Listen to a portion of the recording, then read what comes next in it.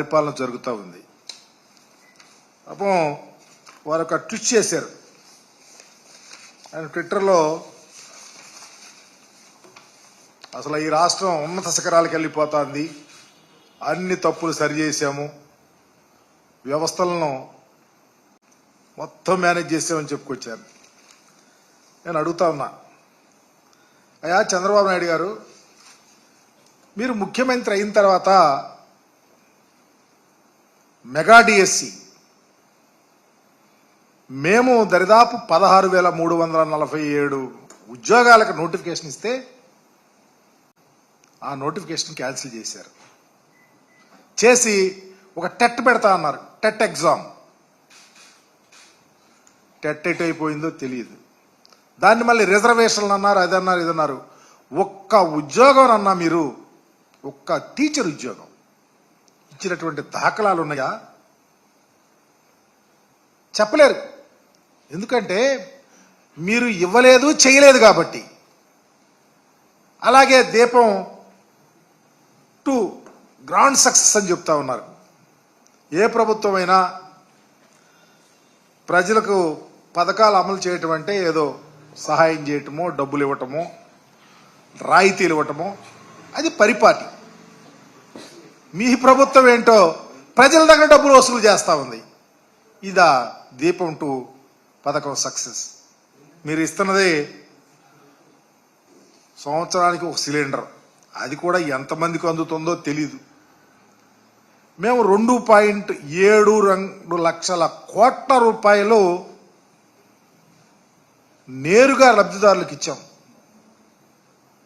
ఎప్పుడన్నా మీ చరిత్రలో ప్రజలకు, లబ్ధిదారులకు డైరెక్ట్గా మీరు సహాయం చేసిన దాఖలాలు చెప్పగలుగుతారా? ఈరోజు రాష్ట్ర వ్యాప్తంగా 1.54 కోట్ల మందికి దరిదాపు 4,115 కోట్ల రూపాయలు దీనికి అవసరమైతే 895 కోట్ల రూపాయలు వెచ్చించారంటే దీన్ని ఒక సిలిండర్ ఇచ్చి దీన్ని పథకం అంటారా? ఇది సక్సెస్సా? ఎవరిని మభ్యపెట్టడానికి, ఎవరిని మోసం చేయటానికి ఈ యొక్క పగల్పాలు పలుకుతారని అడుగుతా ఉన్నా. చివరికి అన్నా క్యాంటీన్లు చెప్తారు, సందాలు వసూలు చేసి భోజనాలు పెడతారు. అది కూడా భోజనం ఒకసారి వెళ్ళిన వాళ్ళు రెండోసారి తింటాకి వెళ్ళరు. ఇది పరిస్థితి. దీనికి మేమేదో భోజనాలు పెడతా ఉన్నారని ఇంత దయనీయమైనటువంటి పరిస్థితిలో మీ పరిపాలన ఉంటే చివరికి పేదలు, వృద్ధులు, వికలాంగులు, వితంతువులు, మహిళలకు ఇచ్చే పెన్షన్ని దాదాపు 66,34,000 పెన్షన్లు మేము అప్పుడు ఇస్తా ఉంటే దాన్ని 63 లక్షలు కుదించారు. కలెక్టర్ కాన్ఫరెన్స్లో స్వయాన మీ మంత్రి చెబుతున్నాడు 10 లక్షలు పెన్షన్లు తీసేయాలని. అంటే పేద ప్రజలు వీటి మీద ఆధారపడి బ్రతికే ప్రజల యొక్క పట్టు కొట్టడానికినా? దానివల్ల దరిదాపు నెలకు దరిదాపు 400 కోట్లు మీరు కట్ చేయటం వల్ల డబ్బులు వస్తాయి. దీని మీద సంవత్సరానికి 4,800 కోట్లు మీరు మిగిల్చుకోవటానికి, అంటే పేద ప్రజలకు ఇచ్చే పెన్షన్. జగన్మోహన్ రెడ్డి గారు చాలా ద్రాతృత్వంతో ఈ సమాజంలో ఉన్నటువంటి పేదల రకరకాలు, వృద్ధులు, వికలాంగులు, మహిళలు, నిరుద్యోగులు, వెధవరాండ్రు, వీళ్ళందరికీ సహాయం చేస్తూ ఉంటే వాటిని కట్ చేసి మీరు డబ్బు సంపాదించాలని చూస్తే ఈ సమాజం ఏమనుకుంటుంది, ఎక్కడికి పోతుంది, దానికి ఏం సమాధానం చెప్పగలుగుతారు? ఇదేనా పరిపాలన అంటే? మీరు ఇచ్చే ట్విస్ట్కి ఇదేనా?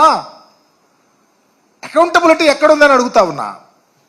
ఈరోజు మీరు ఎన్నికల ముందు చెప్పారు, ప్రతి ఇంటికి వెళ్ళారు, సూపర్ 6 అన్నారు.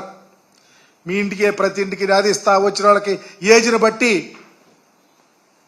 మభ్య పెట్టారు. చివరికి స్కూల్కి వెళ్ళే పిల్లలకు 15,000 రూపాయలు ఇస్తారంటే దాన్ని గాలికి వదిలేశారు. రాష్ట్రంలో దరిదాపు 83 లక్షల మంది పిల్లలుంటే ఏటా 12,450 కోట్ల రూపాయలు ఆ పిల్లలకు ఇవ్వాల్సి వస్తే మరి ఈరోజు ఒక్క పైసా ఇవ్వాల. ఇది పరిపాలన, ఇది ప్రజలను మోసం చేయటం కాదా అని అడుగుతా ఉన్నాం. ఇకపోతే ఈరోజు చూస్తూ ఉన్నాం, రాష్ట్రంలో ప్రజలకు అన్నం పెట్టే రైతు సుభిక్షంగా ఉంటే ఆ రాష్ట్రం సుభిక్షంగా ఉంటుందని గొప్ప పరిపాలన చేసినటువంటి మహనీయుడు డాక్టర్ రాజశేఖర రెడ్డి గారు. మా నాయకుడు జగన్మోహన్ రెడ్డి గారు రైతు బాగుండాలని ఒక గొప్ప ఆలోచనతో ముందుగా వ్యవసాయ తరుణంలో 12,500 రూపాయలు ఇస్తారని చెప్పి 13,500 రూపాయలు ఇచ్చి వ్యవసాయ తరుణంలో రైతును సమాయత్తం చేస్తే అప్పుడు మీరేమన్నారు? లేదు లేదు, జగన్ ఇస్తుంది 7,500, 6,000 రూపాయలు కేంద్ర ప్రభుత్వం ఇస్తుంది అన్నారు.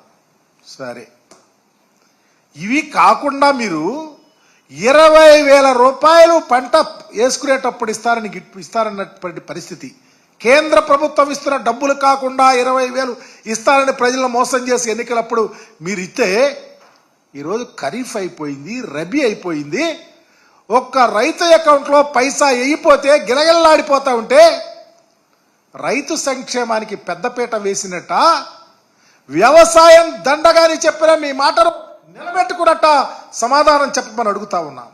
అందుకనే ఈరోజు రాష్ట్ర వ్యాప్తంగా రైతన్నకు అండగా ఉండాలని, రైతు సంక్షేమమే మా ధ్యేయమని రేపు 13వ తారీఖున రేపే జగన్మోహన్ రెడ్డి గారి ఆదేశం మేరకు రాష్ట్ర వ్యాప్తంగా రైతాంగానికి అండగా ఉండాకి ముందుకెళ్తారన్న పరిస్థితిని తీసుకొచ్చినటువంటి చరిత్ర మీది కాదా అని అడుగుతా ఉన్నాం.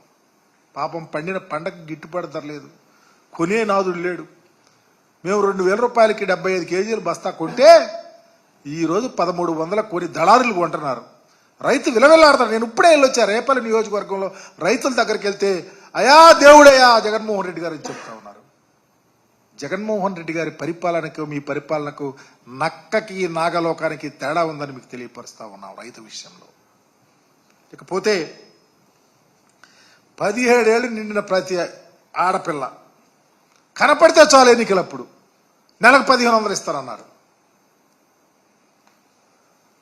అంటే సంవత్సరానికి 18,000 రూపాయలు. రాష్ట్రంలో 18 సంవత్సరాలు నిండినటువంటి మహిళలు 2,07,000 పైన ఉన్నారు. వాళ్ళకి దరిదాపు 37,313 కోట్ల రూపాయలు ఇవ్వాలి. ఎందుకు ఇవ్వలేకపోయారు? ఏమైనా ఇచ్చారా? మీరు చెప్పండి. ప్రభుత్వంలో ఉన్న మీరు ఇవి వీరు ఇచ్చిన హామీలు కాదా? ఎందుకు ఇవ్వలేకపోయారో చెప్పలేని స్థితిలో మీరు ఎందుకున్నారంటే మీ ప్రభుత్వం చేతులెత్తేసింది కాబట్టి అని అడుగుతా ఉన్నాం. మా నాయకుడు ఏనాడు ఒక మాట చెప్పాడంటే, ఒక హామీ ఇచ్చాడంటే ఎన్ని అవాంతరాలున్నా దాని మీద నిలబడ్డాడు కాబట్టే ఈరోజు మరలా జగనన్న కావాలని 6 నెలల్లోనే ప్రజలు ముందుకు వస్తా ఉన్నారంటే మాట మీద నిలబడే తత్వం ఉంది కాబట్టి మీకు ఉందా అని అడుగుతా ఉన్నాం. మీ ప్రభుత్వం వచ్చిన తర్వాత మొదటి హామీగా యువతకు ఉద్యోగాలు ఇస్తున్నారు. 20 లక్షల ఉద్యోగాలు నెలకి 3,000 చొప్పున ఇస్తారని చెప్తే దరిదాపు 7,200 కోట్లు అవుతాయి. 6 నెలల వ్యవధి అయింది. ఒక్క పైసా ఏ చిన్న కుర్రవాడికైనా ఉద్యోగ రూపేణా ఇచ్చి ఆదుకున్నటువంటి పరిస్థితి ఉందా అని అడుగుతా ఉన్నా. ఎందుకు ఇవ్వలేకపోయారు? అదే కాకుండా ఈరోజు ఏదో గూగుల్స్ ఒప్పందం జరిగింది, రాష్ట్రంలో బోల్డ్ ఉద్యోగాలు వచ్చేస్తున్నాయని చెప్పి చెప్పుకుంటా ఉన్నారు. మా ప్రభుత్వంలో మేము మైక్రోసాఫ్ట్ విశాఖపట్నంలో బ్రహ్మాండం వంటి చాలా మందికి పిలిపించాం, దరిదాపు ఒప్పందాలు కుదుర్చుకున్నాం. జగన్మోహన్ రెడ్డి గారు అయితే దరిదాపు మరి వారి ఆధ్వర్యంలోనే చాలా సర్టిఫికెట్స్ కూడా పంపిణీ చేశాం. తద్వారా అనేక మందికి అవకాశాలు వచ్చినాయి. మీరు ఈ రోజుకి అన్నారు కానీ ఎక్కడన్నా ఒక్కరికన్నా ఉద్యోగ ధర్మాన్ని నిర్వర్తించినటువంటి అవకాశం ఉందా?